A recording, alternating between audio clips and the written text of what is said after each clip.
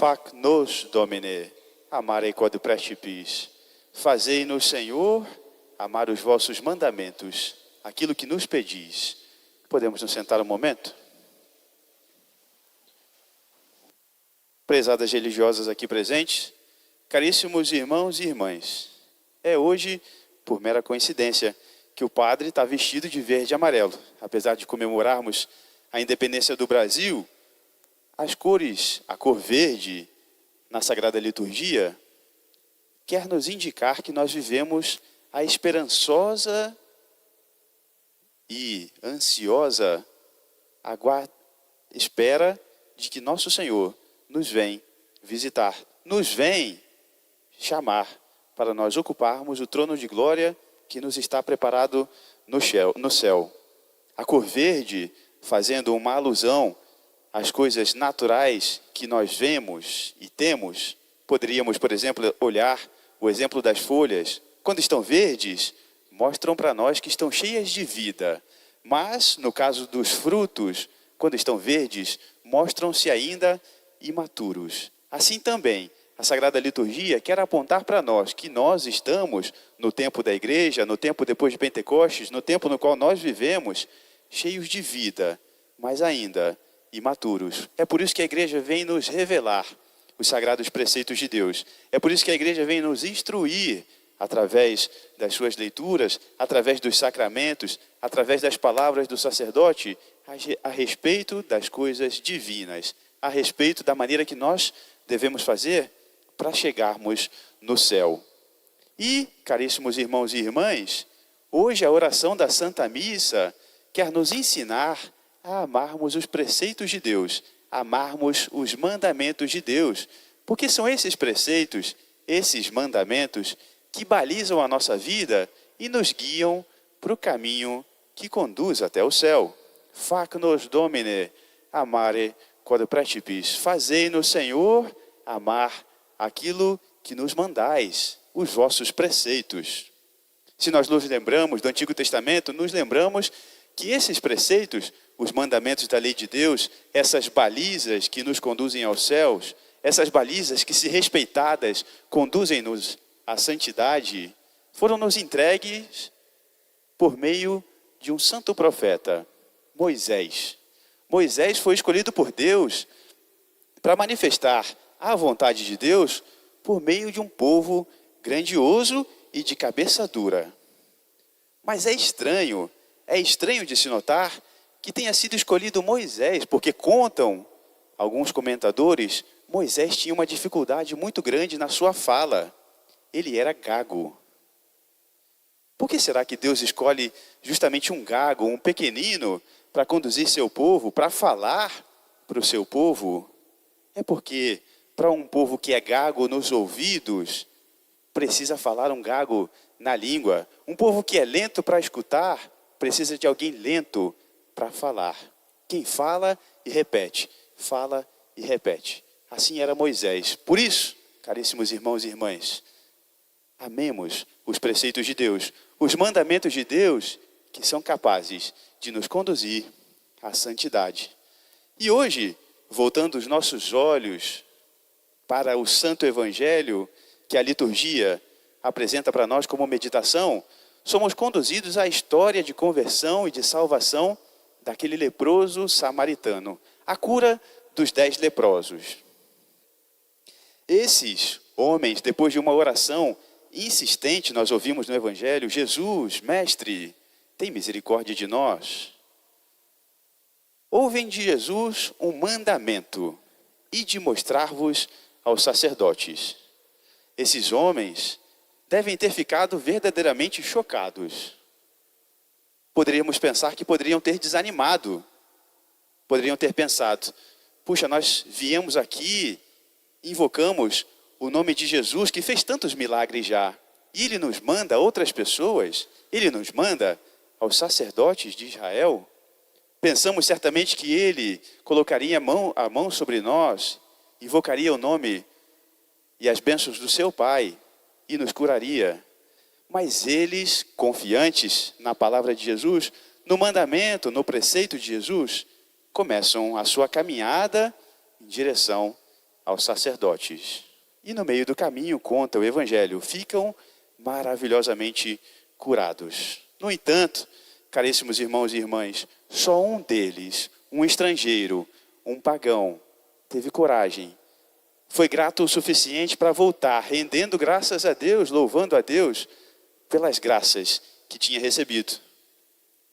Os outros todos, os outros nove não foram gratos das graças que receberam, mas, vendo-se curados, cheios de vida, mas muito imaturos, quiseram aproveitar da vida, aproveitar daquilo que era bom, daquilo que era mal, prescindindo de Deus. Quantas vezes, meus amados irmãos, assim também nós fazemos.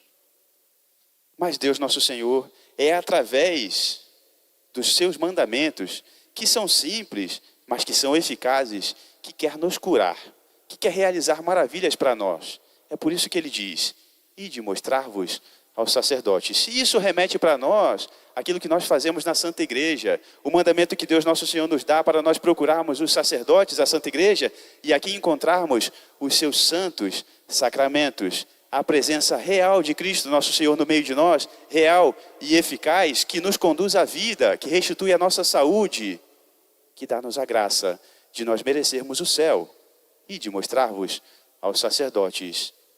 Meus amados irmãos, na simplicidade da prática dos sacramentos, na simplicidade da nossa fidelidade à escuta e à companhia de Deus na sua Santa Igreja, que nós havemos de encontrar a cura, o perdão, a suavidade do auxílio divino para que nós ganhemos o céu. Nós podemos voltar mais uma vez os olhos para o Antigo Testamento e lembrarmos-nos do santo profeta Elias. Elias sendo perseguido duramente pelos sacerdotes pagãos, pelos reis pagãos, procurando salvar a própria vida, preservar a própria vida, foi esconder-se numa montanha muito longe de Israel. No meio das suas dores, no meio das suas orações, Deus promete para ele que vai mostrar a sua face por um momento, para que seja para ele consolação. E então, um vento impetuoso toma aquele lugar, de modo que as rochas começam a se partir, de modo que as coisas começam a ser levadas, mas Deus nosso Senhor não estava no vento. Vem então um grande terremoto, sacode a terra, sacode as montanhas. Nosso Senhor também não estava no terremoto. Vem depois um fogo abrasador que varre os pastos e as pastagens verdejantes, mata tudo. E Deus não estava naquele fogo. Depois do fogo vem então uma brisa suave. E aí nosso Senhor se manifesta, Deus Todo-Poderoso se manifesta a Elias e lhe serve de consolação. Mais uma vez, na vida do profeta, do general do exército sírio, Naamã, na vida do grande general do exército sírio, Naamã, acometido pela lepra, aquele pagão também, ouve dizer que em Israel existe um Deus poderoso que fala pela boca do profeta Eliseu. Correndo até lá, Naamã, leproso, com seu exército, chegando à pequena choupana de Eliseu, não é recebido pelo profeta, mas por um servo seu. E escuta desse servo a mensagem do céu: vai lavar-te 7 vezes no Rio Jordão, e assim ficarás curado. Naamã é acometido por verdadeiro desprezo da palavra que lhe foi dirigida. Desanima. Achei eu que mereceria e que o profeta de Deus viria até mim, colocaria as mãos sobre mim, rezaria por mim, invocando o seu Deus, e eu ficaria curado. Mas manda-me lavar-me no Rio Jordão?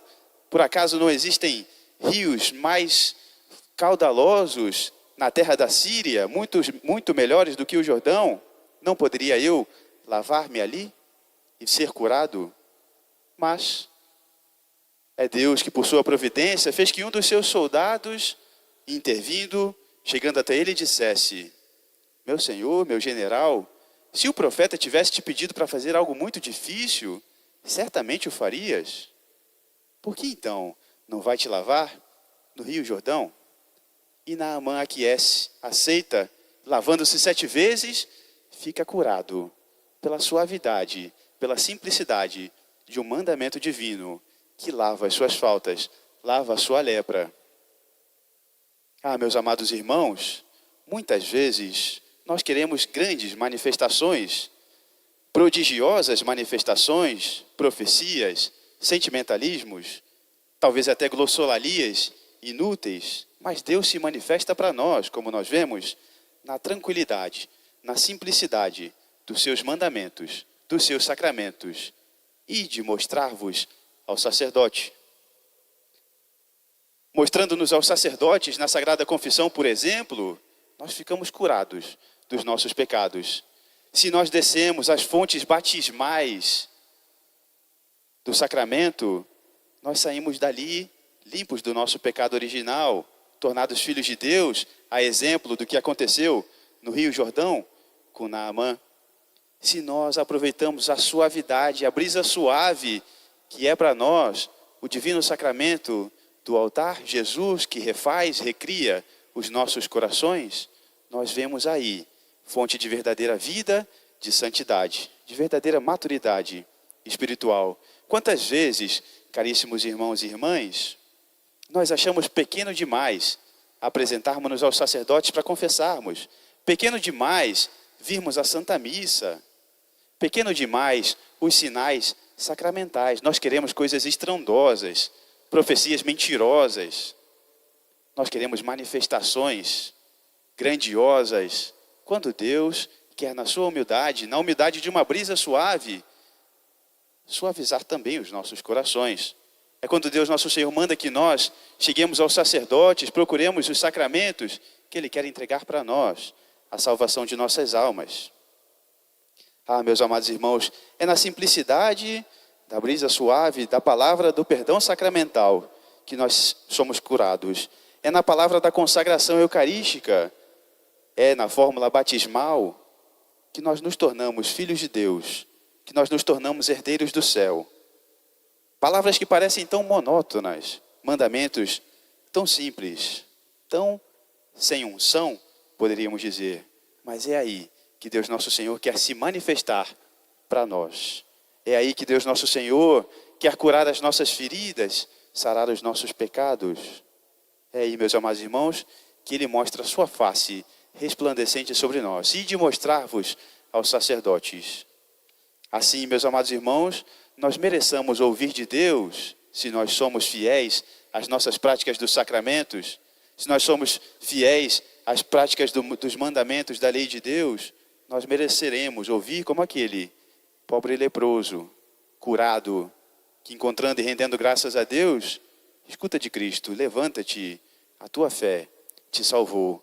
Ah, meus amados irmãos, aqui temos sido, na verdade, como os outros 9. Não temos sabido dar graças a Deus por todas as bênçãos que nós recebemos.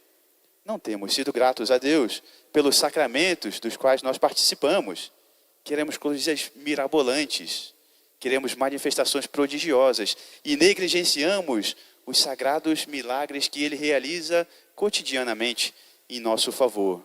Ah, meus amados irmãos, não sejamos ingratos, voltemos para dar graças a Deus, para dar glória a Deus por aquilo que realiza em nós.